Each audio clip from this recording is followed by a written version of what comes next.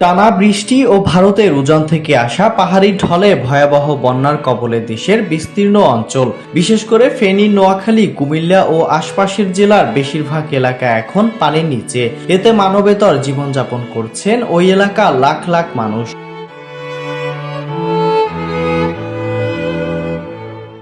এ অবস্থায় বন্যা দুর্গতদের পাশে দাঁড়িয়েছে সামাজিক সংগঠন আহ্বান তরুণ সংঘ ফাউন্ডেশন। বন্যা দুর্গত এলাকায় বিশেষ করে লক্ষ্মীপুর, কুমিল্লা, ফেনী ও নোয়াখালীতে চাল, ডাল, লবণ, পানি বিশুদ্ধকরণ ঔষধ, তেল, কয়েল, মুড়ি, চিনি, চাপাতা, মিনি প্যাকেট, টোস্ট, আলু, পেঁয়াজ, মরিচের গুঁড়া, হলুদের গুঁড়া, পানি সহ নানান ধরনের শুকনো খাবার নিয়ে অসহায় মানুষের পাশে দাঁড়িয়েছে সংগঠনটি। এছাড়া দুর্গত এলাকার আশ্রয় কেন্দ্রে রান্না করে খাওয়ার জন্য কয়েক হাজার মানুষের একদিনের খাবারের সকল উপকরণ দিয়েছে সংগঠনটি।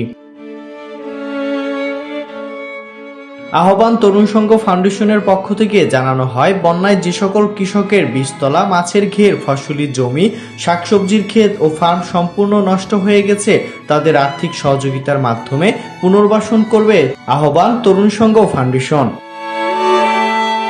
Miran Ahmed, SA TV news desk.